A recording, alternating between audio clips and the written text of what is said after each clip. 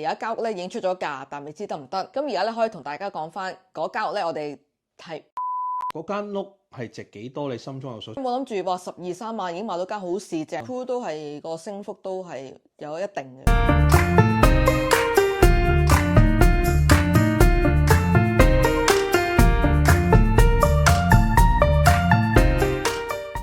Hello， 大家好啊！好啦，咁咧我哋有一條片咧，大概上個月啦，有條片就係話我哋出去睇樓嘅，然後我哋話有一間屋咧已經出咗價，但未知得唔得嗰條片啊。咁而家咧可以同大家講翻嗰間屋咧，我哋係 fail 咗嘅，最尾係買唔成嘅。係啊，出多咗都四千磅都買唔成。係啊，因為嗰間好少有啊，始終而家咧即係咁新淨啊，兩房呢啲咧係即係好少啊，市場上咁變咗就唔夠人爭啦。唉，係啦，咁啊，咁我哋冇計啦。係啦，咁我哋前後都出咗3次價啦。咁我哋就可以同大家分享下我哋即係呢一個月嚟睇咗啲咩樓咧咁樣。咁我諗我哋都睇咗有冇10幾間啊？我諗啊8、9、啱啱8間左右啫。咁我諗我哋出咗3間價嘅。咁啊，第一間咧就係好近我哋屋企啦。咁其實我哋最初諗住轉變個策略咧，就諗住買一間嚟收租咧。係點解咧？因為我哋見到第一間咧，同我哋屋企咧好近。咁啊嗰下咧就覺得哇好新喎，同埋佢開個價錢咧又好吸引喎。佢係175萬，咁係一間2房。咁其實上網咧可以 check 翻去當時買入價幾多啦。係其實同我哋同屋苑嘅，咁可以睇翻佢最近個成交咧，呢一款屋係由幾多錢啦？即係新啲嗰邊。咦？新啲嗰邊原來當日買入價18萬嘅喎，要咁啊開175好抵喎。嗰刻覺得哇好抵買啊！咁佢同埋入邊整晒，乜都唔使再搞，咁去睇啦。啊，個租客咧又住得好好，我又覺得啊好合乎，OK 嘅，好即係各樣嘢都好好啦。咁即係如果我買咗落嚟咧，我覺得唔加租翻俾佢咧，我都覺得 OK 嘅。咁我哋出價啦，咁啊問個 agent 啦，咁佢話可以2次嘅可以出，你出完一次，人哋高過你，你可以再出多次。咁啊，我哋咧就初頭就唔進取嘅。咁我就話176啦，咁啊唔夠，咁咧我哋第二次咧就出179，咁諗住10拿9穩啦，多4000磅喎，點知咧都係買唔到。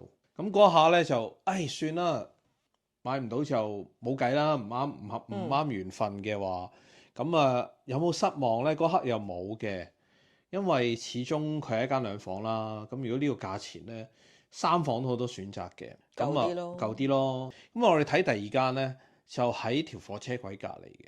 咁我覺得我買嚟收租冇乜問題啊。咁同埋咧，佢係一間2房嘅 townhouse 嚟嘅，都係喺中間嘅。咁嗰刻哇，個標價咧係13萬磅，覺得哇好抵喎。同埋咧，我諗佢係10至20，我諗20年樓啦。咁啊，外牆啊，各樣嘢同埋佢個環境咧都 OK，同埋咧佢櫥櫃係新淨喎，廁所咧又新，即係全部都唔使整噶啦。你買翻嚟咧就可以直接租噶啦。咁嗰一刻咧又問個 sales 啦，咁佢話你都可以出2口價㗎，咁我哋都係唔進取住㗎啦。咁你冇嚟一出13萬5咁樣俾人㗎嘛，咁我哋出13萬1，咁你過2日就知㗎啦。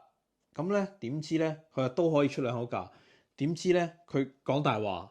翻到嚟咧係出唔到2口價嘅。佢話因為可能嗰個太吸引啦，咁所以個業主咧就已經應承咗啦。係啦，可能其實講真啦，嗰啲屋咧唔使整嘅咧，即刻租到出，因為講真，即係投資者成個 market 都係啦。你唔好可能話高1、2、3千磅你就可以攞到嘅，其實即係當初都係諗住可以有第二個機會再睇下點出嘅啫。但係佢已經係一次過就已經 accept 咗即係嗰位嘅 offer 啦。但係有時我又覺得一樣嘢咯，嗰間屋係值幾多？你心中有數。即係如果你俾太多，你係買得到啊，但係你值唔值咯？即係對嗰句啦，佢標得平嘅，你就預咗一定要抌錢落去，係咪先？即係你當見到一間話買翻嚟就即刻租，你識咁諗，人哋都係咁樣諗，咁人哋就會進取咯。因為始終而家即係租務係好熾熱啊嘛，係啊根本你都唔使驚租唔到出去，咁你慳翻咗裝修錢，你又唔使時間咯再話擔心自己再俾個 council tax，已經唔使擔心一個禮拜一定有人租。咁同埋講緊咁市正嘅屋，始終唔係我哋幾年前嗰個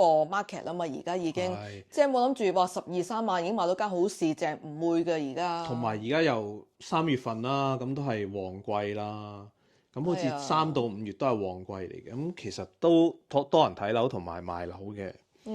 咁第三間啦咁第三間咧就我自己去睇嘅，咁個地點咧就比第二間好啦，環境都差唔多嘅，屋入邊咧就比第二間咧係舊少少。你可以唔需要執都可以租到出去，咁佢咧就開價係14萬鎊。咁我又覺得 OK 啦，咁佢因為環境咧好過第二間少少啊嘛，即係個屋苑個地點啊，咁我直接出多啲啦，今次出14.3萬。但係我一聽到我都覺得應該都唔得，因為佢有 send 片俾我睇啦，又係乜都唔使整，咁可能個 location 又唔差嘅時候係，我一聽到嚇，如果你真係想買，你呢個價應該都唔得，咁好明顯都最後都係真係唔得。真係唔得。係啊，唉，我覺得真係唔得。即係當你買3間出高幾多，即係出多咗少少嘅時候，都買唔到。即係覺得哇，又唔係真係市場上講到個樓市咁差喎。咁我相信咧係細價樓咧，如果你市正咧係易放嘅，因為好多人咧，因為而家租金咧真係實在太貴啦。即係啲人上車，即係所謂嘅上車盤啦，係受歡迎嘅。因為而家你可能咧當箍嚟講啦，如果新啲嘅幾年樓3房半獨立咧，可能900尺咧租出去都可以租到1200鎊。係啊2房嘅都租到新淨啊900幾鎊，1000嘅啦可以。 ，900、1000。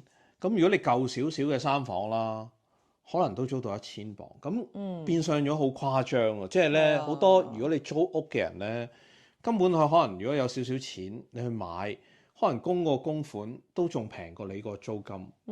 咁我相信就係好多人咁瞄住呢啲盤咯。係啊，即係你話仲要市正嘅，真係好搶手咯。即係反而你話啊爛屋一間，你自己再揼錢落去整咧，咁嗰啲你就可能就冇咁多競爭者。但係你而家裝修又個價錢又變相咗又好貴啦。你裝修一間屋可能都2-3萬鎊。所以咪等於其實同一條數咯，變咗係即係你間爛屋嘅，當你3房可能12萬買到翻嚟，咁你再揼多3萬鎊落去，咁即等於有一個市價你見到可能16萬，市正唔使整嗰啲咯。其實係一樣嗰條數，一樣嗰條數。係只不過你要花時間心機落去咯。咁我哋今次都經歷咗個零月啦，即係都暫時都係咁咯。咁係最第三間係前2日先俾人即係話翻係唔得嘅。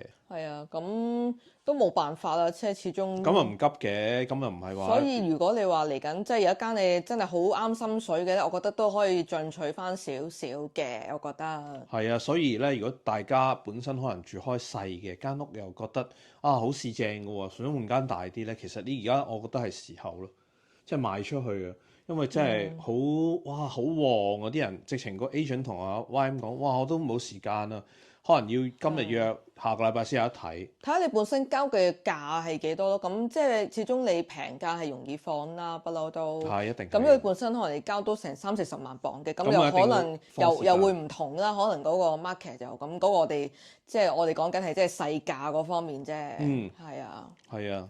咁啊，好多觀眾話：喂，點解你哋唔買新啊？咁啱咧，呢邊酷嗰啲咧，新盤咧，嗰啲細價樓咧，又冇晒喎。佢全部變咗 share ownership 咯，即係可能比較係方便翻啲後生仔上車咯。係啊，好多屋苑咧係全部 share ownership 啊。New build 冇晒，已經係冇晒3房啊、2房。3房有，佢啲 apartment 啊，全部都冇得買，亦都唔係俾我哋呢啲人買噶啦，全部都一定要係你本身真係冇資產啊，喺嗰個當地住緊啊。靠佢自己份量去借到 mortgage 啊，即係冇諗住阿爸阿媽可以俾錢佢買嗰間 apartment 係唔得嘅，一定要係嗰個買嗰個人，可能有份 contract 去借 mortgage，係證明你係可以 afford 到嗰個mortgage 咁樣，佢先至考慮俾你買啊。因為呢個係 council 決定嘅，係啦。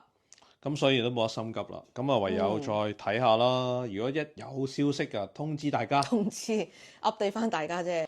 好啦，咁咧我哋今集咧就係講到呢一度啦，即係同大家 update 翻我哋即係睇過啲咩樓啊，咩情況啦。咁我哋其實一路咧都會 keep 住都會去睇嘅，不過我哋唔會間間去拍啦，因為始終即係太多啦，都即係覺得都唔會有興趣買，亦都唔會落 offer嗰啲，我哋都唔會拍嘅，基本上。即係入到去，即係市正就可能會自己 keep 低係啊，咁就所以咧嚟緊，如果你睇到有啲，我覺得都係即係啱心水，可以會落 offer 啊，咁嗰啲稍微有少少眉目嗰啲，我哋先至會拍啦。咁到時先至再同大家分享啦。不過我都講翻，即係我都覺得 Cool 嘅樓價係真係誇張，即係佢都唔係話好抵嘅啫。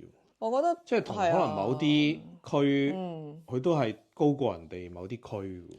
咁我哋就冇正式去 study 啦，不過即係聽翻嚟，可能有時可能曼城外圍有啲比較平啲嘅區，咁其實可能都係差唔多咯。係啊，所以 Cool 都係個升幅都係有一定嘅，真係。係啊，咁好啦，咁我哋咧遲啲就再同大家分享我哋即係如果真係買到買得成，咁我哋再同大家分享啦。好啦，拜拜。拜拜。